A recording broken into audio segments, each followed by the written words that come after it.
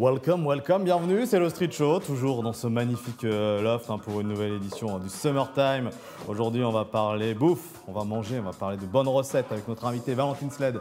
C'est avec nous dans quelques instants, puis de streeter Lucas, ça faisait longtemps, tu reviens, ça fait longtemps. Et puis également Salia, tu es nouvelle, on parle de toi dans un instant, le Street Show, c'est parti. Alors, bonjour, bonsoir, hein, vous voyez qu'il commence à faire nuit aujourd'hui dans le Summertime. On va commencer par toi, Salia, t'es nouvelle en fait, nouvelle streeteuse, nouvelle chroniqueuse. Donc t'es humoriste, toi, c'est ça, tu fais également de l'acting. Hein. Merci de me recevoir, c'est gentil. Eh ben, écoute, c'est avec plaisir. Voilà, content de te rencontrer. Je présente Lucas également, qui est sur l'émission. On est content de voir Salia du coup. Merci beaucoup. Moi aussi. De la nouveauté dans le Et tu fais de l'humour en fait. Ouais, c'est ça, j'écris, je joue sur scène. On a eu quelqu'un, il fut un temps chez nous, qu'on salue, qui s'appelle Eugénie, qui faisait pas mal d'humour. Ouais. Et donc du coup, tu es un peu aussi là pour... en fait, c'est la remplaçante, c'est la remplaçante d'Eugénie. Disons les choses. Disons les choses, hein, du coup. Mais bon, Eugénie, voilà, elle sera sûrement bien revenir, et puis vous pourrez peut-être être ensemble aussi, c'est pas impossible. Rien n'est impossible, Lucas, ça tu le sais. Donc il y aura un petit billet sur tout à l'heure, notre invité, notre invité qui s'appelle Valentine Sled. Elle sera avec nous dans un instant. Puis toi, Lucas, tu es là pour interréagir. Tu as toujours des choses à dire, de toute façon. Moi, j'adore la contradiction. À chaque fois que quelqu'un dit quelque chose, je veux le contredire. Ouais, c'est souvent moi que tu contredis. Hein, du coup, c'est vrai. Les autres, cool, mais bon... Mais donc, ce que j'aime, c'est le débat, en fait. C'est le débat, voilà, ça c'est ça. Hein. C'est le débat d'idées, c'est ça aussi le street show. Hein. Ouais. On se confronte, on se divertit et on s'informe. Voilà, ça c'est un peu les règles du street show. Et puis on commence toujours l'émission par un jeu, c'est le Start Game, c'est maintenant. Le Start Game, c'est une question en rapport un peu comme avec notre invité. Alors c'est une question, voilà, donc en rapport qui va être un peu culinaire. Je vais vous poser une question, il va falloir retrouver une sorte d'aliment, ou ce qui lie avec les aliments, j'en ai déjà dit beaucoup. Qu'est-ce qui peut être noir, gris, blanc, vert, ou encore de Cayenne? Ou encore de Cayenne. De Cayenne? Ouais. Non, ça vous dit rien? Le pipeau. Alors non, c'est le piment de Cayenne, du coup je me suis gouré. Il n'y a pas de Cayenne. Bon, qu'est-ce qui peut être blanc? De Timut, pardon. Ah si, de Cayenne, ça existe, oui. Bon, vous l'avez pas, c'est le poivre. C'est le poivre. Sled ou poivre, hein, c'est le blog de notre invité. On accueille tout de suite Valentine Sled. Petit jeu de mots, tu vois, donc... Bonsoir. Sur toi, bonsoir, bienvenue Valentine chez nous. Merci. Donc toi, tu es, on peut le dire, journaliste... Culinaire, voilà. C'est ça, journaliste culinaire. Et après avoir fait t'as un background où tu es parti aussi à l'étranger, hein, donc tu as fait des études... J'ai fait... Alors en fait, mes études n'ont rien à voir avec mon activité actuelle. Moi, j'ai fait des études de droit, de sciences politiques et de relations internationales pour finalement être journaliste culinaire, donc vous voyez qu'il n'y a aucun lien. Mais cela dit, ça m'a quand même servi à me structurer l'esprit, parce qu'aujourd'hui, mon métier, c'est d'écrire. J'ai écrit beaucoup d'articles pour la presse écrite, je fais aussi de la télé, mais j'écris avant tout. Et en fait, c'est vrai que ces études m'ont aidé à me structurer un peu ma pensée. Et puis, tu as été baigné dedans, un petit peu, légèrement. Est-ce que vous connaissez l'équipe du dimanche, une émission phare de Canal+, c'est pas leur génération. créée dans les années 90 par un certain Pierre Sled, qui est ton papa. Voilà, qui a été également grand animateur de sport dans les années 90, de Stade 2 notamment. Il a commenté également les JO de Sydney, Roland-Garros, et puis d'autres choses également. On le salue d'ailleurs. Et puis également, on le dit, voilà, comme ça, c'est dit. Tu es également la fille de Sophie Davant. C'est ça. Voilà. Donc voilà, l'info est donnée. Alors évidemment, toi, tu t'es fait ta place toute seule, finalement. Ouais. Alors, moi, c'est un peu particulier parce que c'est vrai que j'ai grandi au milieu des caméras. Je suis un peu née sur un plateau télé, quoi. J'ai toujours vu mes parents à la télé. Je les accompagnais tout le temps quand j'étais petite. Donc en fait, c'est hyper familier pour moi, quoi. Un plateau télé, c'est normal. Ouais, c'est la base, quoi. C'est mon second appartement, quoi. C'est ça, ouais. Et donc du coup, j'ai passé beaucoup de temps avec eux sur les plateaux télé et je me suis toujours dit jamais je ferais ça. Je serais toujours très éloignée de tout ce qui est télé et tout. Je veux pas du tout faire ça de ma vie. Et en fait, de fil en aiguille, j'ai commencé à bosser sur une émission qui m'a beaucoup plu, Le meilleur pâtissier, de Cyril Lignac.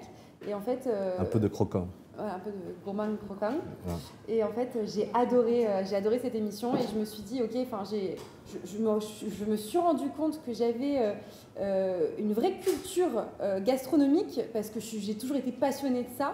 Et en fait, je me suis dit, c'est quand même con, il faut que j'en fasse quelque chose parce que, en fait, je me rends compte que j'en sais beaucoup plus que la plupart des gens. Et parce que je me suis informée toute seule. Et en fait, je me suis dit, ok, je me fixe un objectif, je rêve, qu'est-ce que tu rêves de faire? Je rêve de parcourir la France, rencontrer des producteurs, des chefs, des vignerons et raconter leur histoire. Et quelques mois après, je me suis fabriqué mon propre métier. Quelques mois après, je faisais exactement ça. Ça fait maintenant 4 ans et demi que je fais ça. Quand tu dis que tu as travaillé avec Cyril Lignac sur l'émission de pâtisserie. Meilleur pâtissier, C'est-à-dire que tu es dans les backstage, c'est ça? Moi, j'étais journaliste sur l'émission, donc en fait, je participais à l'écriture de l'émission. En fait, on avait une grosse prépa en amont, on imaginait les épreuves, on travaillait avec les candidats, on les aidait à concevoir leurs gâteaux, leurs recettes, on les emmenait, enfin voilà, on faisait en sorte qu'ils n'aient pas la même recette, qu'ils fassent tous des choses très différentes. Et puis moi aussi, je travaillais sur la deuxième partie de soirée avec Mercotte. Je faisais les masterclass. Mercotte, c'est ma grande copine. Également blogueuse à la base, Mercotte, qui est arrivée en télé après. Et elle m'envoie tout le temps des messages, elle est trop mimes. Et donc je faisais les masterclass de Mercotte et on faisait aussi les masterclass de chefs qui venaient en invité. Et donc ça, c'était ouf parce qu'ils nous faisaient des recettes de maboule. Enfin, on avait les plus grands chocolatiers, on avait Pierre Armé qui venait nous faire un gâteau de malade, on avait Nina Métayer qui venait nous faire... Elle arrivait, je lui disais ouais, tu nous fais un petit gâteau tranquille. Elle fait ok, t'inquiète. Alors du coup, j'ai préparé un moule que j'ai fait imprimer dans une imprimante 3D et tout machin. J'étais en mode waouh, non mais tu ça claque. Et à chaque fois, elle nous faisait des trucs de ouf. Donc voilà, non, c'était vraiment une super expérience et j'ai adoré. Ça t'a confirmé en fait ce que tu voulais. C'est ça, ouais. Et enfin, j'ai adoré. En fait, je me suis rendu compte que j'étais parfois plus aguerrie que certains candidats. En fait, c'était moi qui faisais leurs recettes souvent parce qu'ils tu les aidais, c'est ça. Et donc, du coup, je suis en mode bon, alors attends, si tu mets une crème pâtissière par-dessus ta crème à la pistache et par-dessus tu fais un oiseau en meringue, ça va être super. Et genre, à chaque fois, ils faisaient des gâteaux de ouf parce que je leur donnais des idées. Après, moi, je sais pas si j'aurais été capable de le faire. Mais t'es quelqu'un de créatif dans la vraie vie, c'est-à-dire est-ce que t'es la fille qui a toujours des idées comme ça ou c'est juste parce que t'es passionnée par le monde de la pâtisserie, enfin plus précisément de culinaire. De la cuisine. Ça dépend dans quel domaine, mais effectivement, enfin, en fait, c'est en cuisine. Enfin, tes forces de proposition. Ok, je vais peut-être vous faire flipper, mais dites-vous bien un truc. Moi, parfois, la nuit, je rêve de recettes. Tu rêves de gâteaux? Ouais, enfin, pas forcément. C'est d'ailleurs la créatrice de Marmiton. C'est ça. Non, mais en fait, j'ai des idées de recettes dans la nuit, ça me réveille la nuit, je les note sur mon téléphone et après, je me rendors. Et le lendemain, je fais ok, ce soir ça part, je fais exactement cette recette-là. Et non, c'est n'importe quoi. Bon, si ça peut te rassurer, on fait la même chose avec l'écriture. Ouais, voilà. En fait, oui, t'écris tout le temps, du coup, des recettes, tu les notes. Parce que si tu les rêves, il faut vite que les réécrire le lendemain. Sinon, tu les oublies éventuellement. Tout écrit. Parfois, j'ai des idées comme ça. Mais c'est vrai qu'en fait, quand ça m'amuse, moi j'adore cuisiner. Et oui, je peux être très créative. Moi, mon grand kiff, c'est tu me mets devant un frigo.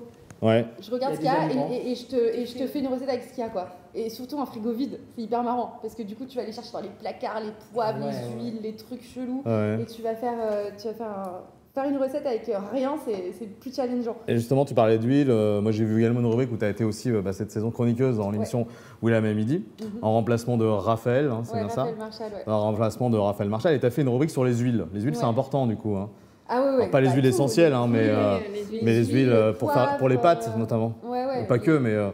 les huiles, le poivre, le sel, les moutardes. Moi, chez moi, franchement, mes placards, c'est un délire. Ah oui. Mon mec, il m'en veut beaucoup d'ailleurs. Parce que ça déborde de partout. Je crois que j'ai 15 poivres différents.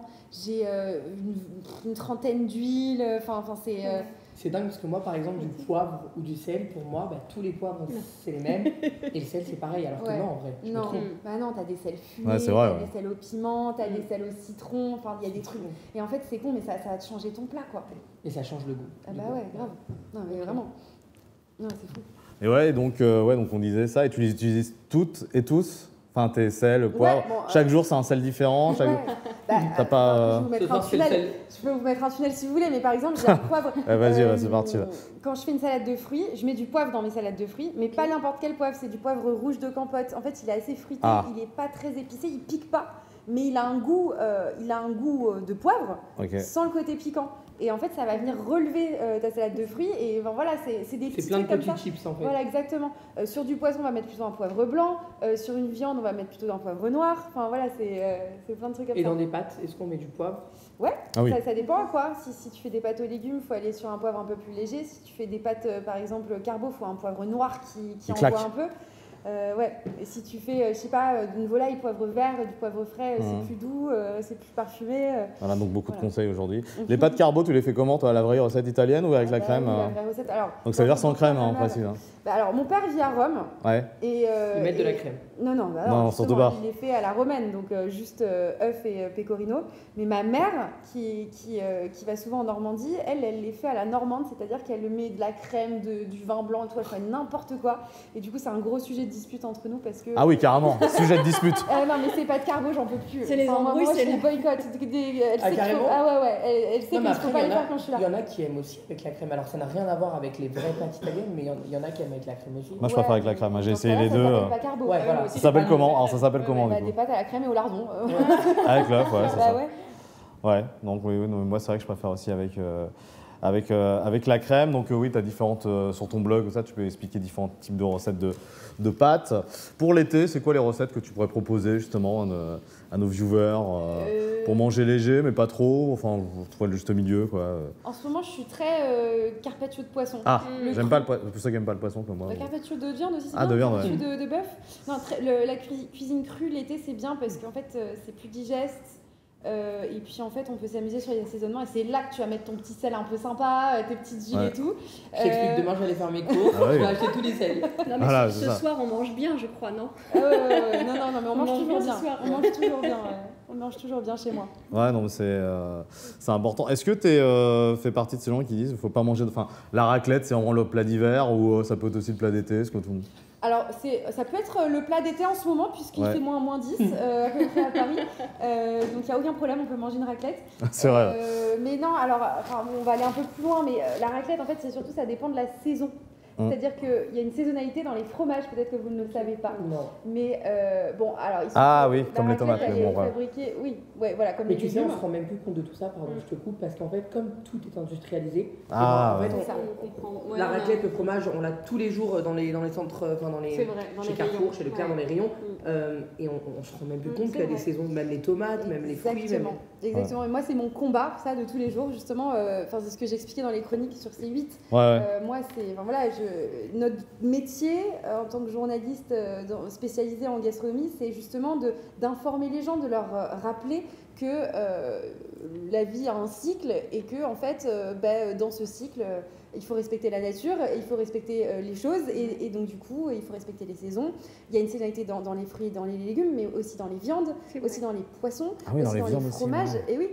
Oui, parce qu'en fait, par exemple, les veaux, ils naissent à une certaine période de l'année, et donc c'est à ce moment-là qu'il faut les manger. Enfin, voilà, désolé pour ceux qui ne mangent pas les bébés, mais les poissons, les végétariens sûr. Voilà, tu vas en fâcher certains et il y en a d'autres qui vont te kiffer. C'est pas moi, quoi. De tout faire un monde, il faut respecter les choix de chacun. Exactement. Les poissons, pareil, ils ont une période de reproduction à respecter, donc il y a des moments où il ne faut pas les manger parce que c'est pas le moment. Et sinon, on risque de les faire disparaître. Et en fait, les fromages, c'est un peu pareil. L'hiver, les vaches, elles sont dans les étables, donc elles mangent du foin. Et en fait, l'été, elles vont dans les alpages, dans les hauteurs, et c'est là qu'elles vont manger de l'herbe et tout. Et leur lait va avoir beaucoup plus de goût, il va être beaucoup plus parfumé. Donc du coup, c'est là qu'il faut manger les fromages.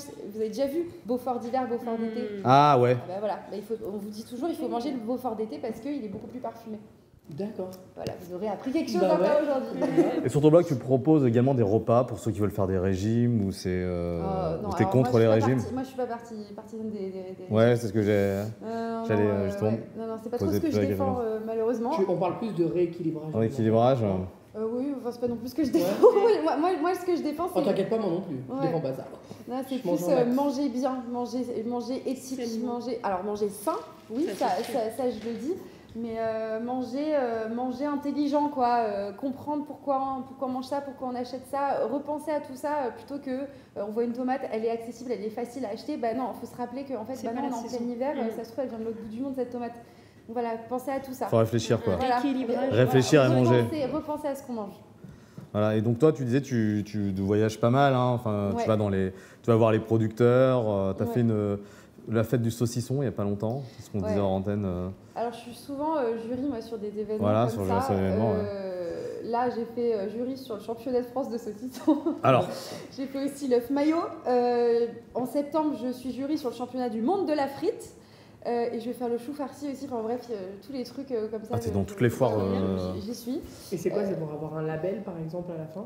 Qu'est-ce qui gagne En fait, c'est marrant parce que comme ça peut vous faire rire, mais en fait, c'est une vraie... oui, c'est ça, c'est une sorte de label.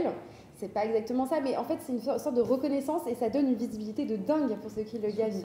Et en fait, t'imagines, t'as le titre de la meilleure frite du monde. Ouais. T'imagines...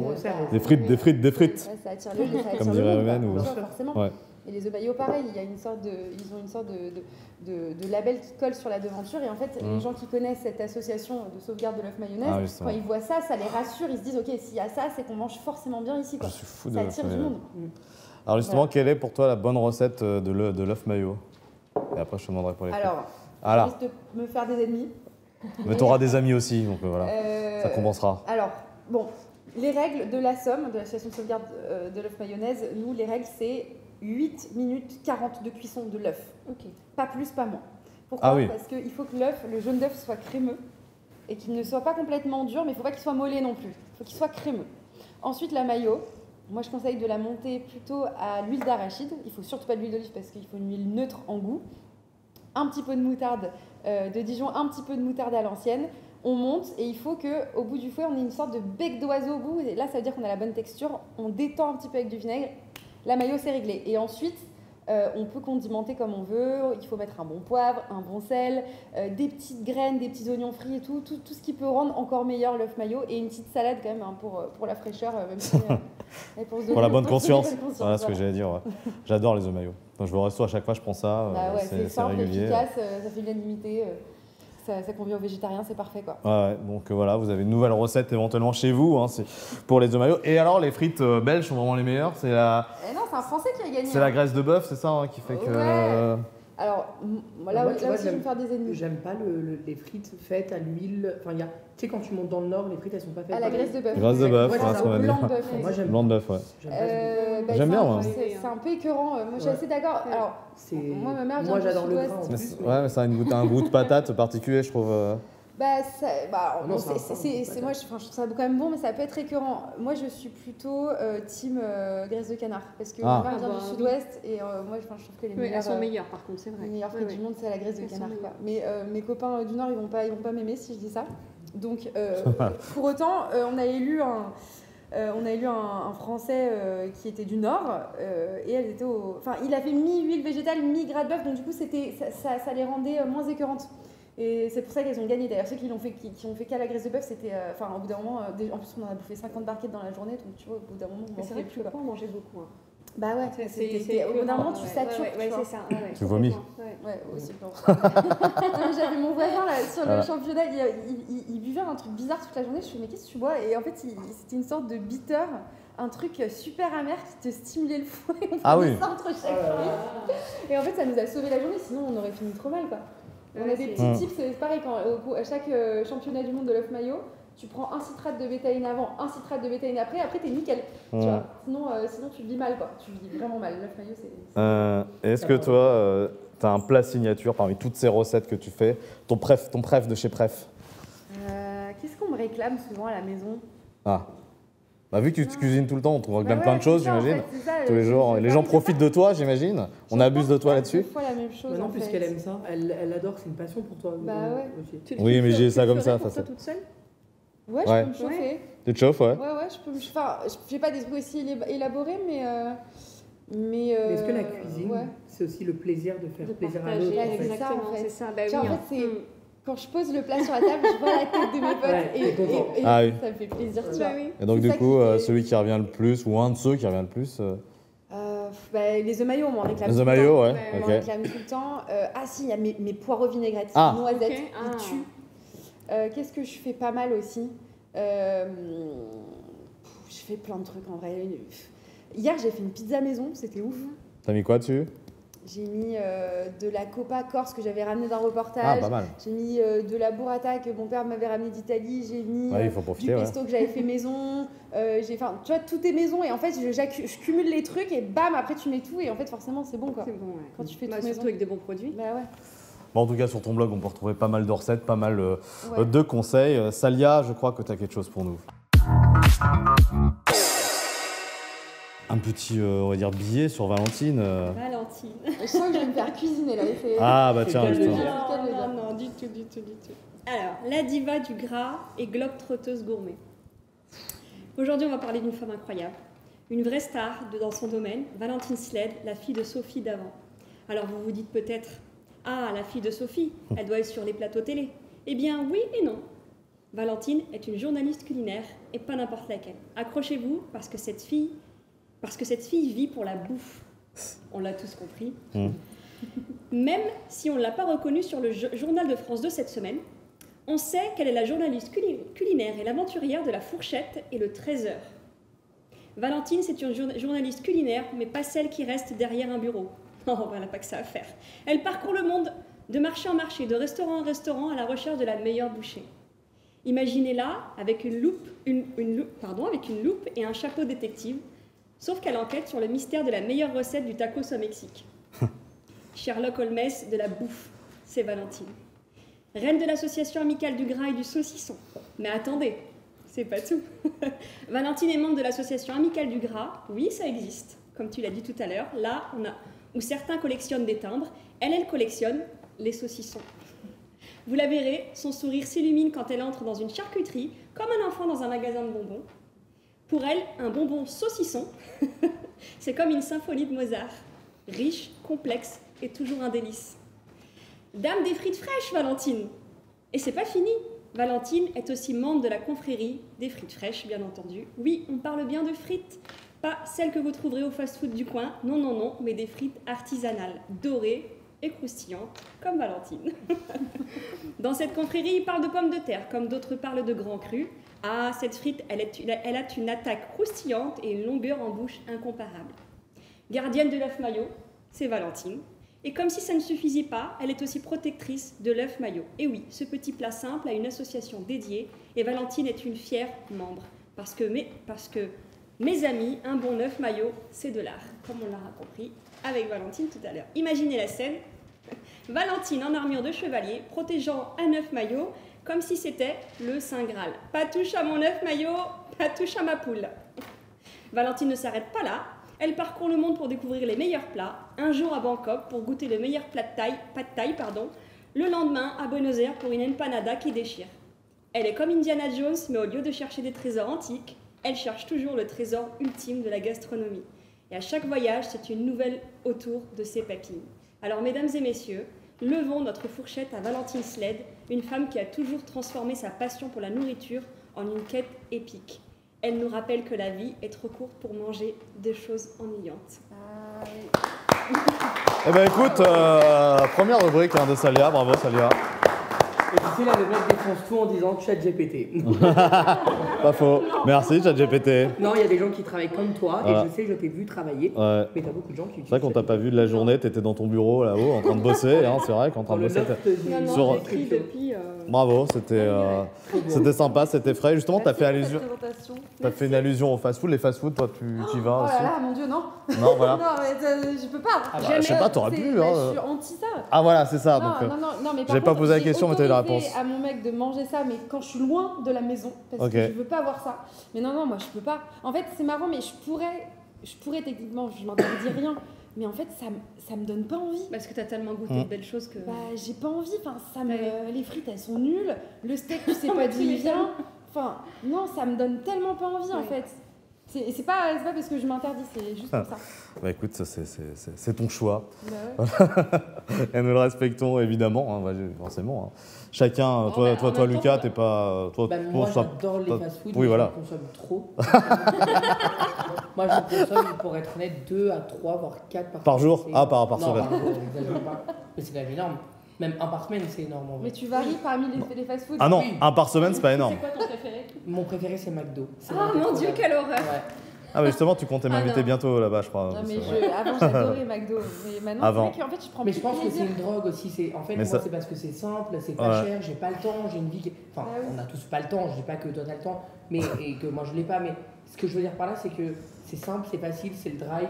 Donc je choisis la simplicité. La facilité. Mais voilà, mais après si j'ai Valentine à la maison tous les jours, je mangerai bien aussi, tu vois. Ah ouais, tu vas être invité. On va t'inviter chez nous tous pour que tu viennes cuisiner. Moi je veux bien cuisiner avec toi au passage. Je suis chef à domicile. Je suis en train de me poser la question. Ah ouais, ça commence à devenir le même prix qu'Uber. Moi je veux bien cuisiner avec toi. C'est pas faux. Tu donnes des cours de non, tu donnes pas encore des cours de cuisine justement, tu disais chef à domicile mais peut-être tu l'as déjà fait. Non parce que en fait moi j'ai pas de CAP, alors je cuisine beaucoup mais j'ai pas de CAP et j'estime que j'ai pas la légitimité en fait pour donner des cours de cuisine mais en réalité on me le demande beaucoup et donc du coup je commence à y songer quand même que je réfléchis là. Moi si tu fais un petit atelier... Nous sommes là. Ouais. En tout cas Valentine, on est entré dans les arrêts de jeu du Street Choicer du Funnel Game. Oui, alors le Funnel Game, c'est un petit jeu qu'on se fait toujours entre nous, hein. C'est un petit tu préfères, donc tu me dis tu vas faire ça ou ça quoi. Tu préfères le sucré ou le salé? Salé. Le salé. Tu préfères la télé ou la radio? Télé. Allez, on va rentrer dans le vif du sujet. Tu préfères c'est ton programme ou à faire conclu? C'est ton programme, mais pourtant je sais pas si tu vas faire conclu. Ah ouais, c'était une belle émission ça, du coup. Hein. Ouais, c'est un programme qui a duré longtemps, elle l'a fait longtemps, ouais. Sophie d'avant, pendant 15 ans, 20 ans, un truc comme ça. Tu préfères être comme la majorité ou être différent? Différent, j'imagine. Ah ouais. Tu préfères Harry Potter ou Twilight? Ouais, Harry Potter, 1000 fois. Tu préfères avoir une personne qui t'aime jusqu'à la fin de ta vie ou aimer quelqu'un jusqu'à la fin de ta vie? Oula. Allez. Je crois que quelqu'un qui m'aime, c'est plus rassurant. Et enfin on termine, tu préfères un corps de rêve mais un visage affreux ou un visage sublime et un corps difforme? Je préfère avoir un visage sublime comme ça, au pire je me démerde pour c'est bien. Du sport. C'est une bonne réponse. Merci Valentine d'être venue dans le Street Show. Merci les gars, les filles. Merci. Allez, ciao, à bientôt.